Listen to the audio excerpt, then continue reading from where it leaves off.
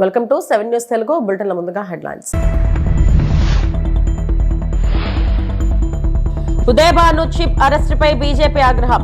రాహుల్ గాంధీపై గౌరవ్ భాటియా తీవ్ర ఆరోపణలు.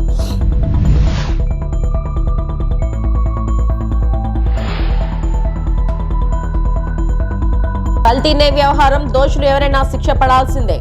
Deputy CM Pawan Kalyan.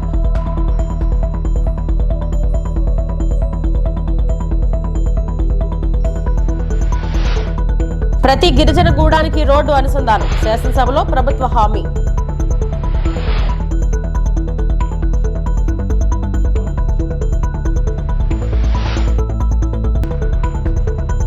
Tirumala Venkateswara స్వామి దేవస్థానంలో సినీ నటి రవీనా టాండన్ దర్శనం.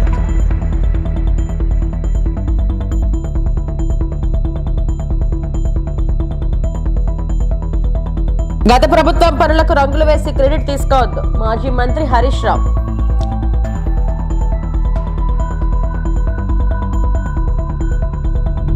Indian youth Congress chief Udayabhanu Chib అరెస్టుపై బీజేపీ నాయకుడు గౌరవ్ భాటియా తీవ్ర వ్యాఖ్యలు చేశారు.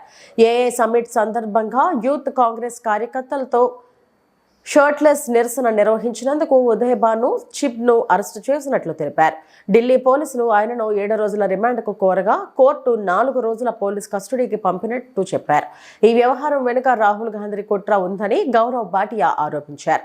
దేశాన్ని అవమానపరిచే ప్రయత్నం జరిగిందని విమర్శించారు. రాహుల్ గాంధీ రాజ్యాంగాన్ని సరిగ్గా చదవలేదని, భారత ప్రతిపక్ష నేత దేశానికి బలహీనమైన కడియం అయ్యారని వ్యాఖ్యానించారు. ప్రతి భారత పౌరుడు రాజ్యాంగాన్ని గౌరవిస్తారని, అదే దేశాన్ని ఏకం చేసే దారమని గౌరవ్ భాటియా పేర్కొన్నారు.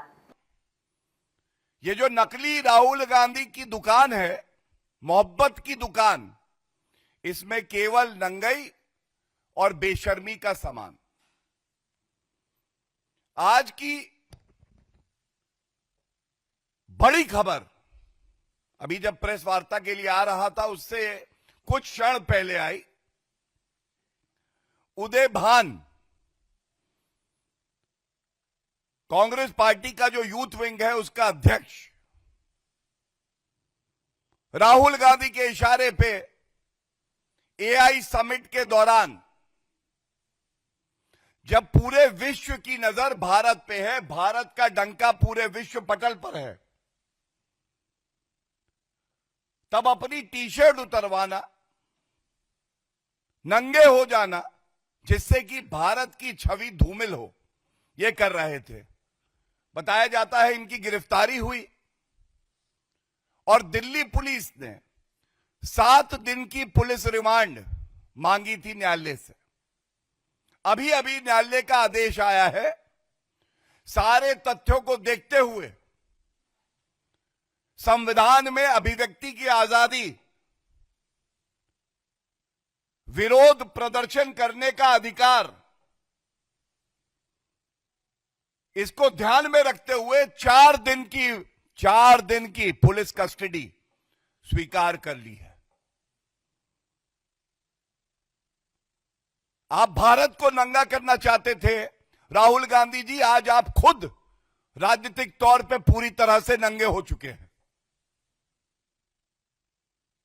आप संविधान को दिखाते थे, कभी संविधान पढ़ते, कभी जानते उसकी मूल भावना क्या है, कभी समझते अभिव्यक्ति की आजादी और विरोध, इसकी भी एक मर्यादा और सीमा होती है। వైకాపా హయాంలో 20 కోట్ల లడ్డూలను కల్తీ నెయ్యితో తయారు చేశారని ఏపీ సీఎం చంద్రబాబు అన్నారు. అధికారులు, నిపుణులు అందరూ కలిసి కుట్రలు చేశారని ఆక్షేపించారు. తిరుమల లడ్డు వ్యవహారంపై శాసనసభలో నిర్వహించిన లఘు చర్చలో ఆయన మాట్లాడారు. ఈ సందర్భంగా మహాపాపం పేరిట వైకాపా హయాంలో లడ్డు కల్తీ జరిగిన తీరును పవర్ పాయింట్ ప్రెజెంటేషన్ ద్వారా ఆయన వివరించారు. రాజకీయ వివాదం ఉండకూడదని కేంద్ర, రాష్ట్ర ప్రభుత్వం అధికారులతో సిట్ ఏర్పాటు చేశారు. సిబిఐ ఆధ్వర్యంలో విచారణకు సిట్ ఏర్పాటు చేయాలని సుప్రీంకోర్టు సూచించింది. తప్పు చేసిన అధికారులపై చర్యలు తీసుకోవాలని సిబిఐ రిపోర్ట్ పంపించింది. అందుకే ఏకసభ్య కమిటీ వేయాలని నిర్ణయించాం.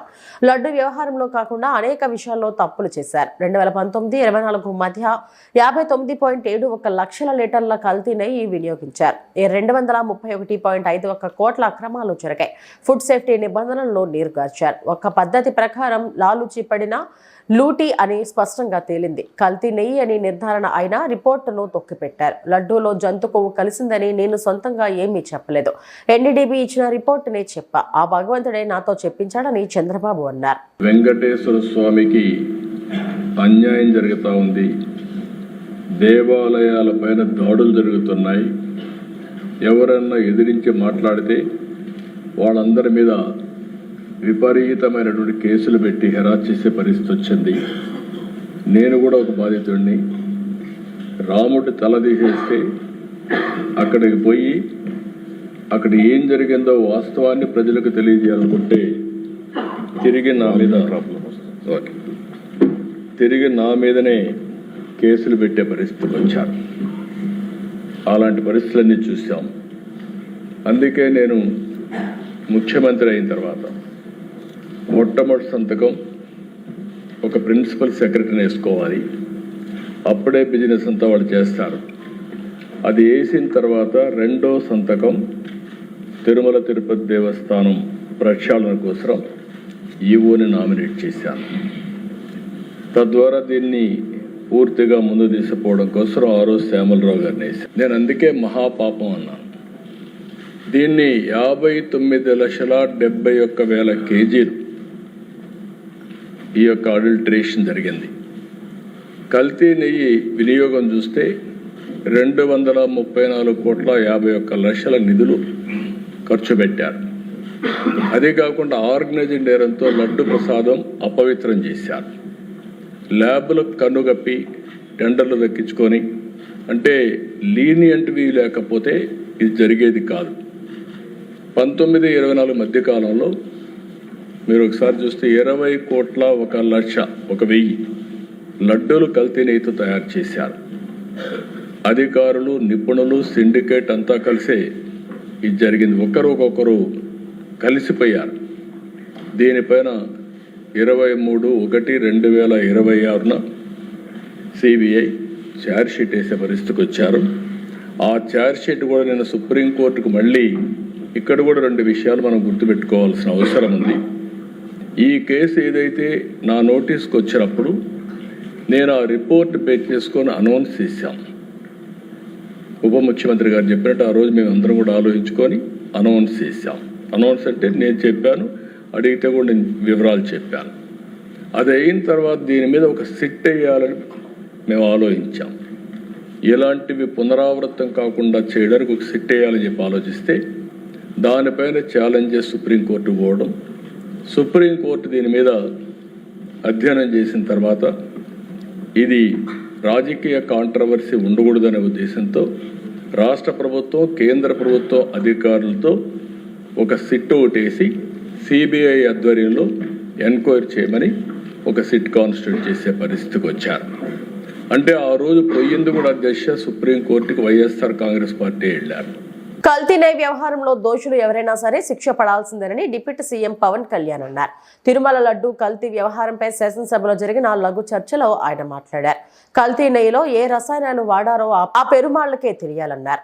జంతు సంబంధ రసాయనాలు ఉన్నాయని ఎన్డీడీబీ రిపోర్టు చెప్పింది. అది నెయ్యే కాదని సిబిఐ రిపోర్ట్ ఇచ్చింది. ఇది దర్శనానికి సంబంధించిన విషయం. సకల మతాలను గౌరవించడం ఈ దేశ సంస్కృతి.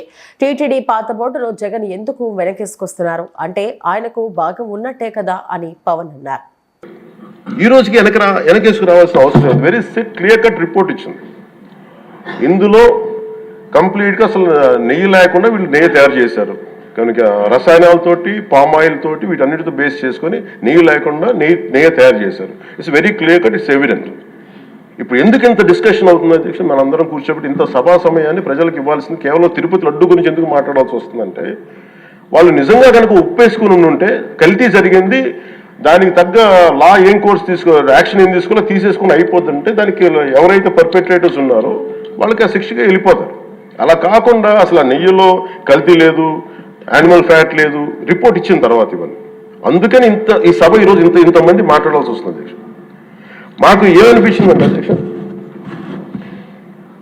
దీన్ని క్యాబినెట్ మీటింగ్లో మా దృష్టికి తీసుకొచ్చింది మీకు తెలియజేస్తున్నాను మీ ద్వారా ప్రజలకి. సిబిఐ నేతృత్వంలోని ఈ స్పెషల్ ఇన్వెస్టిగేషన్ టీం ఆ నెయ్యి తయారీకి 1 లీటర్ పాలు కూడా వినియోగించలేదని చెప్పి చాలా ఖచ్చితంగా తేల్చింది. ఆ పామాయిల్లో రసాయనాలు కలిపి తయారు చేసినట్టు చెప్పింది. ఆ ఇతర రసాయనాలు ఏ మూలకాల నుంచి తయారయ్యాయో నిర్ధారణ చేసే సాంకేతికత, దానికి సంబంధించిన టెక్నాలజీ ఆ పర్టికులర్ మా వద్ద లేదనేది ఆ సిట్ తేల్చేసింది. ఈ కేసులో 36 మందిని నిందితులుగా తేల్చింది.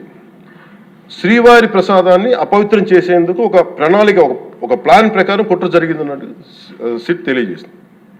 అలాగే దీని ముందు ఏం జరిగిందని చూస్తే, తమకి నచ్చిన సంస్థలకి నెయ్యి సరఫరా కాంట్రాక్టులు కట్టబెట్టేందుకు ఒక ప్రణాళిక ప్రకారం టెండర్ నిబంధనలు సవరించారు. నెయ్యి సరఫరాకి సంస్థకి ఉండాల్సిన కనీస వార్షిక టర్నోవర్ 250 కోట్ల నుంచి 150 కోట్లకు తగ్గించారు. రోజుకి 4 లక్షల లీటర్ల పాలు సేకరించాలన్న నిబంధనని తొలగించారు. డైరీ రంగంలో 3 ఏళ్ల అనుభవం ఉండాలన్న నియమాన్ని ఏడాది కుదించారు. రోజుకి 12 టన్నుల వెన్నెయ్య తేయాలన్న నిబంధనను కూడా 8 టన్నులుగా మార్చేశారు. అంటే ఒకరికి నెయ్యి కాంట్రాక్ట్ ఇవ్వాలంటే ఇన్ని నిబంధనల్ని తూట్లు పడిచారు.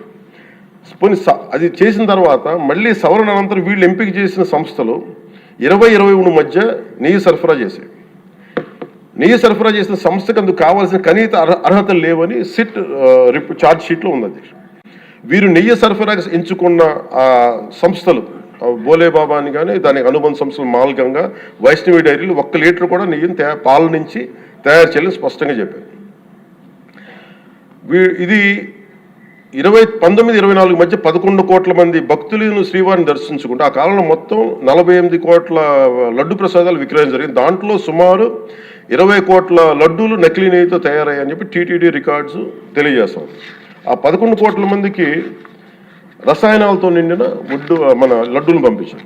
అలాగే ఇందులో 1,00,000 లడ్డూలు కూడా అయోధ్య రామ మందిర ప్రారంభోత్సవానికి పంపిణీ చేశారు.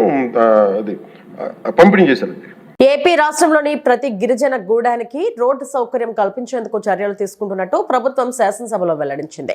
అడవి తల్లి బాట కార్యక్రమం ద్వారా ఇప్పటికే అనేక గ్రామాలకు రోడ్లు నిర్మించినట్లు తెలిపింది. జనసేన సభ్యుడు కొనతాల రామకృష్ణ అడిగిన ప్రశ్నకు ఉప ముఖ్యమంత్రి తరపున మంత్రి నాదెండ్ల మనోహర్ సమాధానమిచ్చారు. కొరియా గ్రామాల సమస్య పరిష్కారానికి ప్రభుత్వం కృషి చేస్తున్నట్లు స్పష్టం చేశారు. ప్రత్యేకంగా గౌరవ ఉప ముఖ్యమంత్రి గారు పంచాయతీరాజ్ శాఖ చేపట్టిన తర్వాత అనేక సంస్కరణలు, ప్రజలకు ఉపయోగపడే విధంగా కొత్త ఆలోచనలు, వాటితో పాటు గిరిజన ప్రాంతాల్లో అడవి తల్లి బాట అనేది ప్రత్యేకంగా ఆయన చేపట్టారు అధ్యక్ష.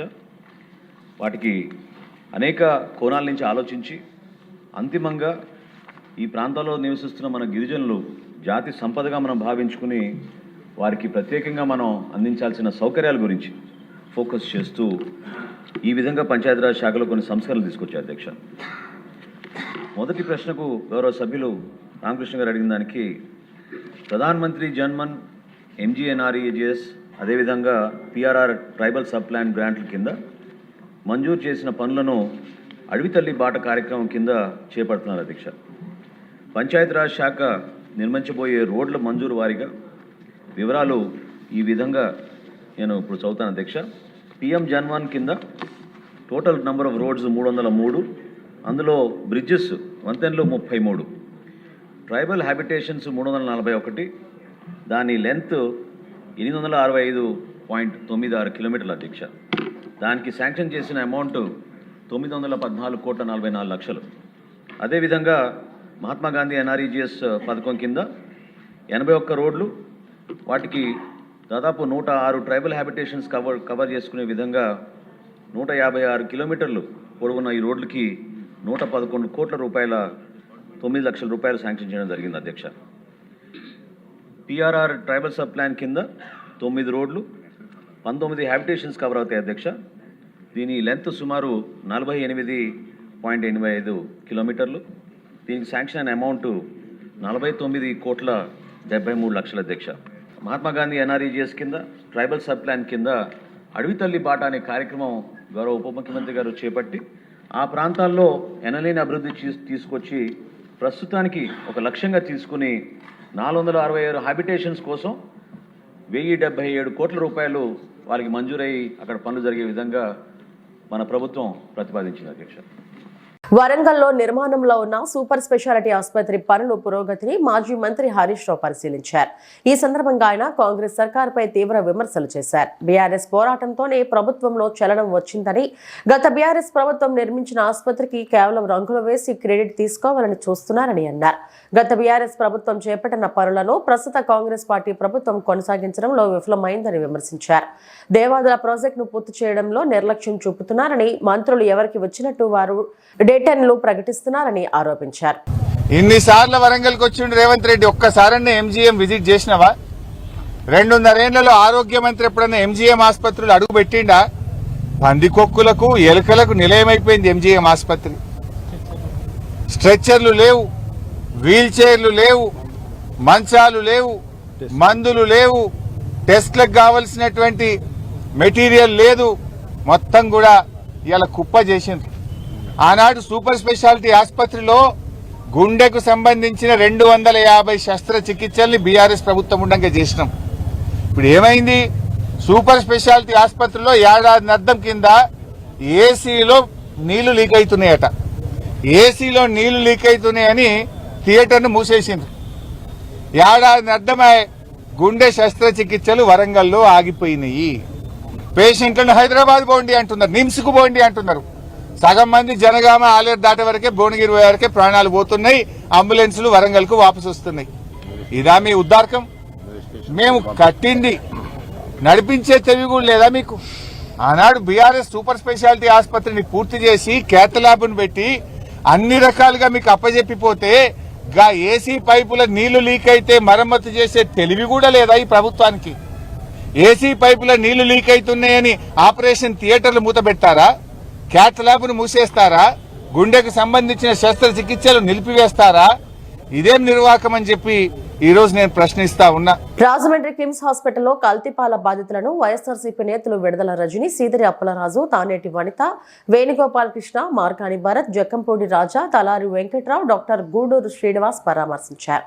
అనంతరం మీడియాతో వైఎస్ఆర్సీపీ నేతలు మాట్లాడారు. జగన్మోహన్ రెడ్డి గారి తరపున వాళ్ళందరికీ కూడా భరోసా ఇవ్వడం కోసమే మేమందరూ కూడా రావటం జరిగింది.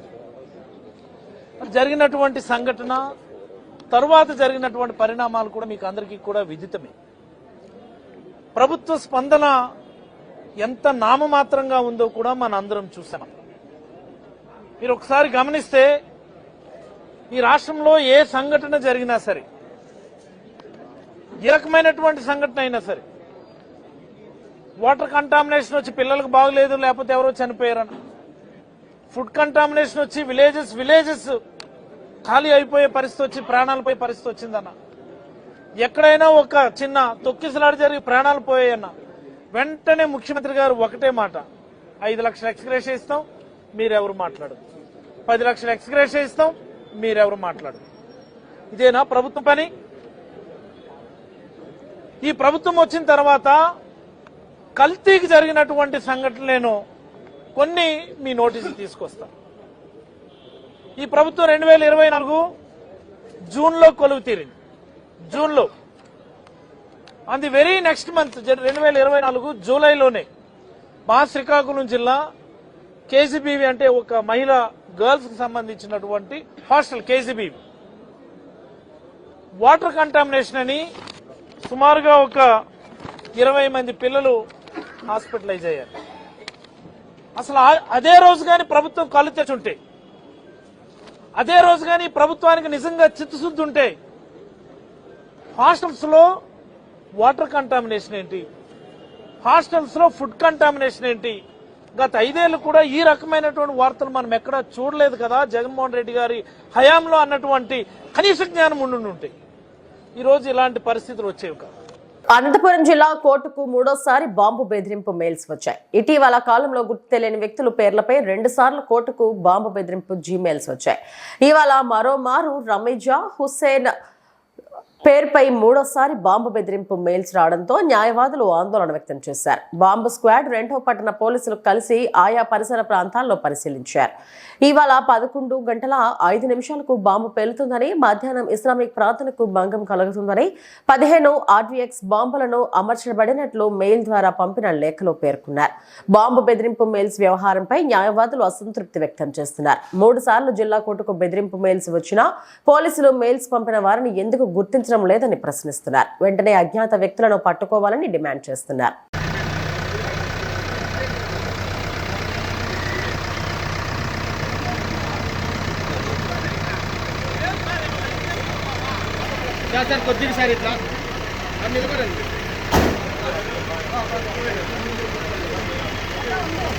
ఇంకోటి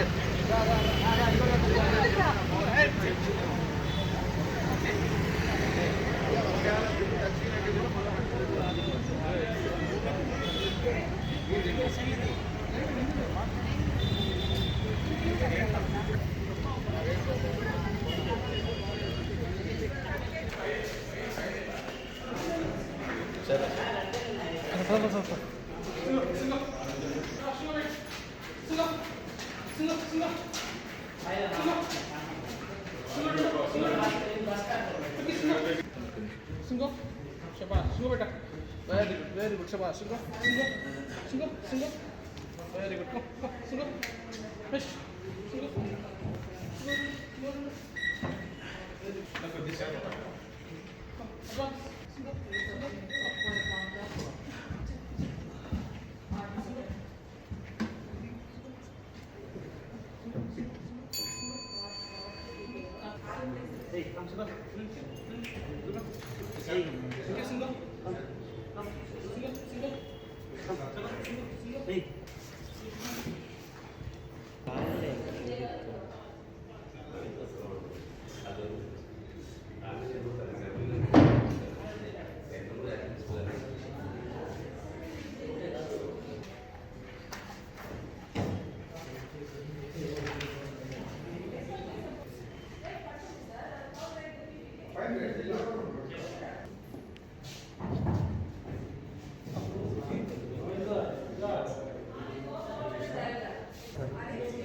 రజియాను హుసేన్ @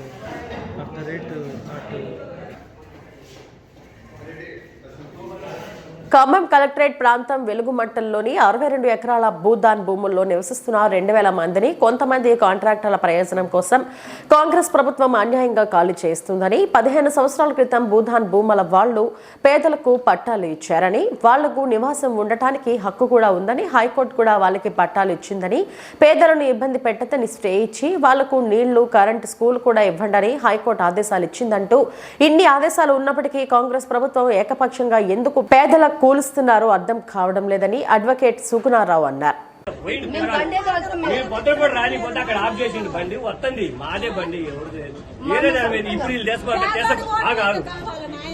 మీరు దేశపోతారు మీ బండి మీద ఆడ భారతించారుగా అందుకోసం బండిలో ఎంత కదా మీకు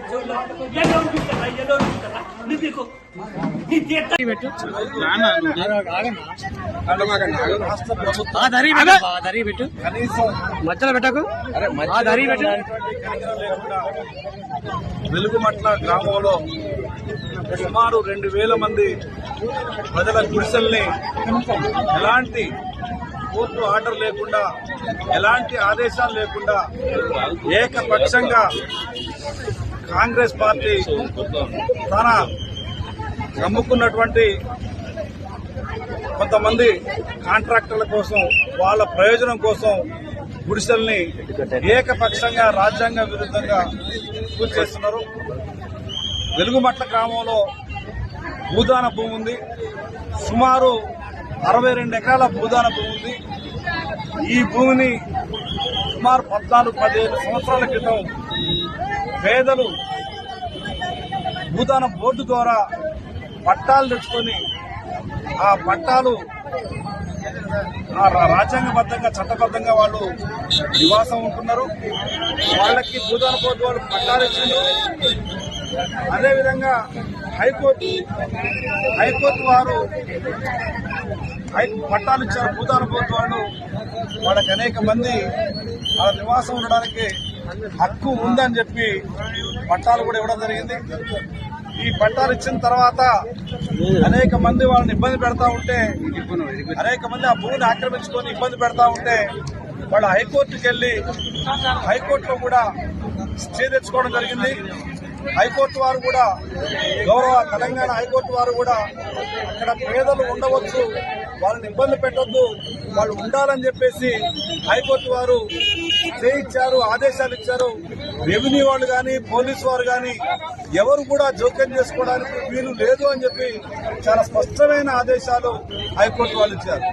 అంతేకాదు హైకోర్టులో వాళ్ళకి నీళ్లు ఇవ్వండి, కరెంట్ ఇవ్వండి, వాళ్ళ చీకట్లో మగ్గొద్దు, వాళ్ళ చిన్న పిల్లలు ఉన్నారు, వాళ్ళకి స్కూల్ ఏర్పాటు చేయండి, హాస్పిటల్ ఏర్పాటు చేయండి, కరెంట్ ఇవ్వండి, నీళ్లు ఇవ్వండి అని చెప్పేసి కూడా హైకోర్టు వాళ్ళు ఆదేశాలు ఇచ్చారు.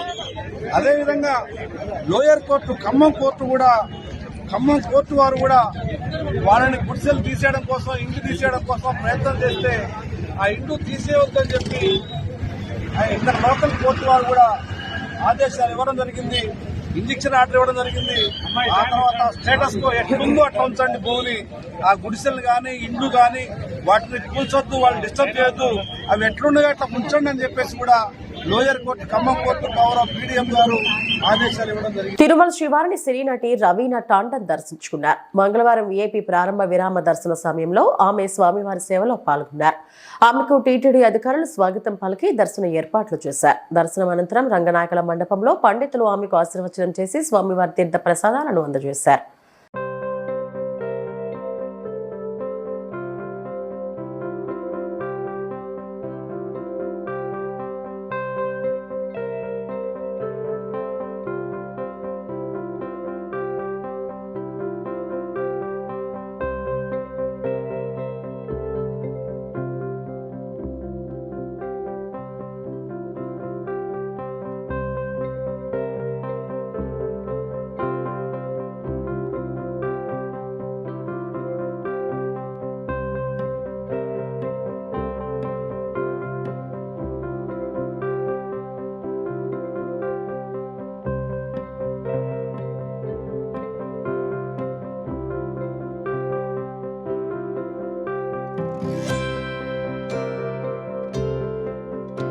ఇవి ఇప్పటివరకు నా బులెటిన్ అప్డేట్స్. నమస్తే.